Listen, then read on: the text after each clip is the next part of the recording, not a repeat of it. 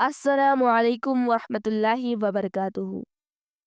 दोस्तों, जैसा कि आप सब लोग जानते ही हैं कि रमज़ान का महीना चल रहा है और रमज़ान एक अजीम तोहफा है जो अल्लाह ने हमें दिया है। लेकिन क्या हम सच में इस तोहफे की कदर करते हैं?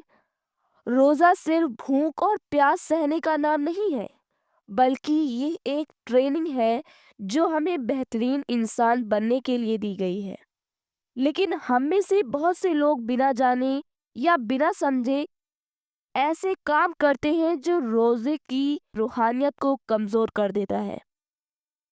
सोचने की बात यह है कि अगर रमजान एक ऐसा महीना है जिसमें हम शैतान से दूर होते हैं, तो फिर भी हमें गुनाहों से दूर रहने में इतनी मुश्किलात क्यों आती हैं? यह सिर्फ इस वजह से होती है क्योंकि हम खुद अपनी आदतों और अपनी गलतियों का जायजा नहीं लेते। इस वीडियो में हम उन आम गलतियों पर बात करेंगे जो लोग रोजे के दौरान अंजाम देते हैं, ताकि हम अपने रोजे को बेहतरीन बना सकें और सच में अल्लाह की रजा हासिल कर सकें। तो चलिए शुरू करते हैं। नंबर 1, गीबत, झूठ और बदजबानी। रोजा सिर्फ खाना छोड़ने का नाम नहीं है, बल्कि जुबान को भी गुनाहों से बचाना जरूरी है। प्रॉफिट मोहम्मद सल्लल्लाहु अलैहि वसल्लम ने इरशाद फरमाया, बुखारी में आता है, जिसने झूठ और बुराई करना न छोड़ा, अल्लाह को उसके भूख और प्यास सहने की कोई जरूरत नहीं। अक्सर लोग रोजे में भी दूसरों की बुराई करते हैं, उनके बारे में गॉसिप करते हैं या झूठ बोलते हैं। इसका सीधा मतलब ये है कि हम सिर्फ भूखे प्यासे रह रहे हैं, लेकिन रोजे का असल मकसद पूरा नहीं कर रहे हैं। एक शख्स सुबह से रोजा रखता है, लेकिन दिन भर दूसरों की बुराई करता है या झूठ बोलता है। क्या ऐसे रोजे का कोई फायदा है? बिल्कुल नहीं। इसीलिए हमें अपनी जुबान पर काबू रखना है। नंबर 2, नमाज और इबादत को नजरअंदाज करना। आजकल लोग रमजान में सिर्फ रोजा रखने को ही इबादत समझ लेते हैं, लेकिन नमाज में सुस्ती करते हैं, जबकि कुरान में साफ लिखा है। सूरे अल बकरा आयत नंबर 43 में आता है, और नमाज कायम करो, ज़कात दो और झुकने वालों के साथ झुको।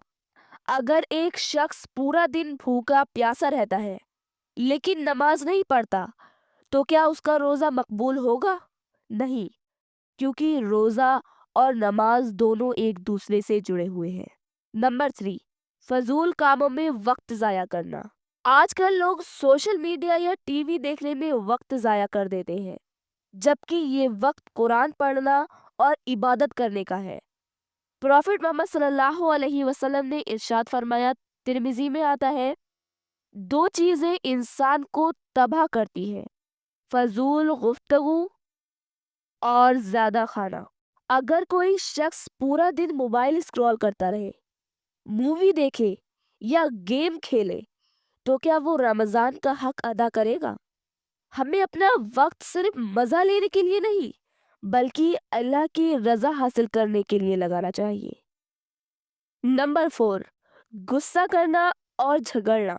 नबी करीम सल्लल्लाहु अलैहि वसल्लम ने इरशाद फरमाया, बुखारी में आता है, जब तुम्हारा रोजा हो तो किसी से झगड़ना मत, गुस्सा ना कर। अगर कोई झगड़ने आए तो कह दो, मैं रोजेदार हूँ। अगर कोई आपको गुस्सा दिला रहा है और आप भी उसके साथ लड़ाई शुरू कर देते हैं, तो क्या रोजे का फायदा होगा? नहीं। रोजा सिर्फ भूख और प्यास सहने का नाम नहीं है, बल्कि अपने सब्र का इम्तिहान है। नंबर 5, रोजे की सुन्नतों को नजरअंदाज करना। रोजा सिर्फ फर्ज नहीं, इसकी सुन्नतें भी हैं जो सवाब बढ़ाती हैं। सहरी करना, सहरी करो क्योंकि सहरी में बरकत है। इफ्तार जल्दी करना, मेरी उम्मत हमेशा बेहतरीन रहेगी जब तक वो इफ्तार जल्दी करेगी। اگر ہم رمضان کو صحیح طریقے سے گزارنا چاہتے ہیں تو ہمیں ان سنتوں پر عمل کرنا چاہیے۔ نمبر 5، روزے کی سنتوں کو نظر انداز کرنا۔ روزہ صرف فرض نہیں، اس کے سنتیں بھی ہیں جو ثواب بڑھاتی ہیں، جو ہمیں ہمارے نبی محمد صلی اللہ علیہ وسلم نے بتائی ہے۔ بخاری شریف میں آتا ہے سحری کرنا، سحری کرو کیونکہ سحری میں برکت ہے۔ افطار جلدی کرنا، نبی کریم صلی اللہ علیہ وسلم نے اس کے بارے میں ارشاد فرمایا، بخاری میں آتا ہے میری امت ہمیشہ بہترین رہے گی جب تک وہ افطار جلدی کرتی رہے گی۔ میری امت ہمیشہ بہترین رہے گی جب تک وہ افطار جلدی کرتی رہے گی۔ اگر ہم رمضان کو صحیح طریقے سے گزارنا چاہتے ہیں تو ہمیں ان سنتوں پر عمل کرنا چاہیے۔ رمضان ایک عظیم نعمت ہے جو ہمیں اللہ کی قربت کا موقع دیتی ہے۔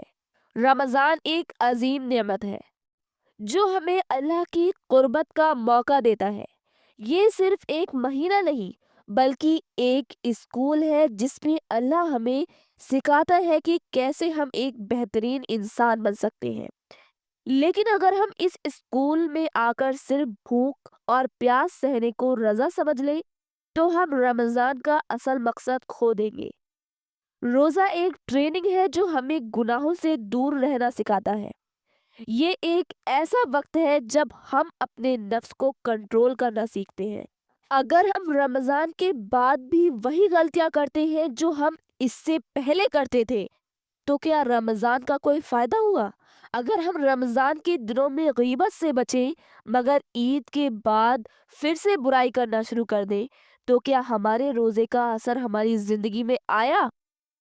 سوچنے کی بات یہ ہے کہ اگر ہم رمضان میں اپنے گناہوں کو چھوڑنے کی عادت ڈال لیں تو صرف یہ ایک مہینہ نہیں بلکہ پوری زندگی بہترین بن سکتی ہے۔ میری آپ سب سے گزارش ہے کہ اس رمضان کو صرف ایک روٹین مت بنائیے بلکہ ایک بدلاؤ کا مہینہ بنائیے۔ اپنی غلطیوں کو سدھارنے کا وقت ہے یہ۔ اپنی زندگی کو قرآن اور سنت کے مطابق ڈالنے کا وقت ہے یہ۔ اگر آپ کو یہ ویڈیو پسند آئی ہو تو اسے زیادہ سے زیادہ لوگوں تک پہنچائیے تاکہ سب اس مہینے کا صحیح فائدہ اٹھا سکیں۔ اللہ ہم سب کے روزے اور عبادت قبول کرے۔ دس از می عافیہ خانم، فی امان اللہ۔